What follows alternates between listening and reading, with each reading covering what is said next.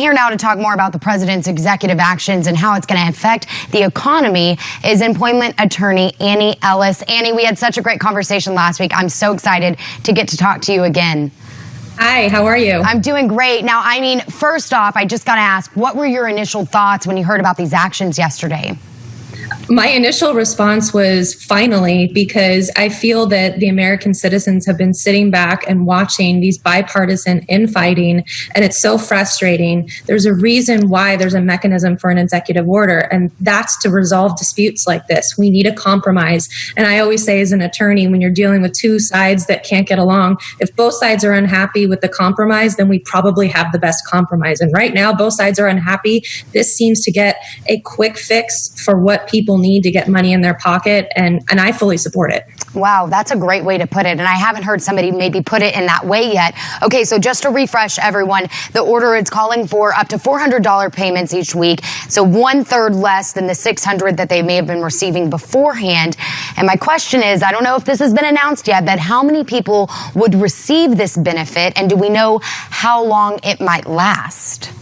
Yeah, so the executive order says that this is going to go through, I think, the first week in December 6th, something around that time frame. And anyone who's eligible for an unemployment claim and will be collecting unemployment can get the tack on the $400 a week, just like they could with the $600 a week. But the key is states have to accept this proposal in order for it to go through, because it requires a 25% funding from the states. So take, for example, here in California, if the EDD doesn't agree to it, then this will not come into play in California. So that is really key. I haven't seen anything come out from the EDD yet. And of course, this just happened yesterday, so I wouldn't expect it to already. But we need to be watching this very carefully in the next coming days and week to see what happens with our state enforcement agency. Wow. Okay. So, I mean, in a situation like this, the EDD, do you see them maybe not accepting it? What are your thoughts there? If, again, you could look into that crystal ball.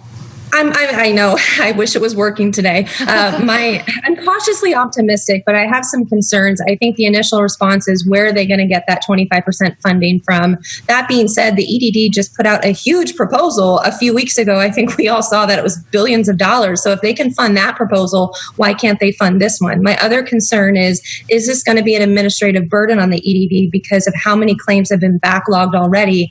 Well, my rebuttal to that would be, this is a pretty simple calculation. It was 600 before, now it's 400. So I don't think this should cause a huge backlog.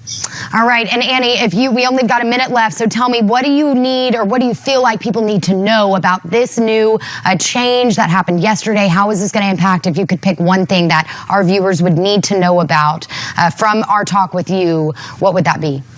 Don't count on it coming through. So continue to process your claims, go through your recertification every 2 weeks, and just financially count on the $450, because there is going to be some legal challenges under the Constitution to these executive orders, unfortunately. So I think this could be some time before we ever see a result here in California specifically. All right, Annie, last question. That $1,200, I know a lot of viewers, I've even gotten people to reach out to me that have said, is that part of this plan? Are we going to be expecting that anytime soon? What would your answer be? No, the $1,200 stimulus check didn't appear to be a part of the executive orders yesterday, but the rent moratorium, the eviction moratorium, that was part of it, and that is huge, and I think that alone could help out a lot of folks. Fantastic, that, and then I know the deferments for those student loans, all things that we wish we had more time with you so that you could break down, because you are just fantastic at being able to give us those bite-sized pieces when things seem a little overwhelming. So we just appreciate you taking the time with us once again, and we will hopefully get to talk to you again soon. See you soon. Thanks. I really like your interview there, because of what she said that was just catalyst for me is, if both sides are unhappy, that probably means that you got the best compromise. It's so true. Yeah, it's so true. And she always breaks it down like that for me. Every time I think like, oh, these financial, the decisions are over my head, Annie always finds a way to just, no, Hunter, you can understand this too. She gives it to me in those bites. I hope you speak with her weekly, especially as we're going through all this, because again, you get so much information. We don't know what applies. And even the point where she made about it won't actually apply here in California until the California EDD approves that. I had no idea. Right. Yeah. Excellent stuff. Fantastic. We are always super thankful she takes time for us. All right.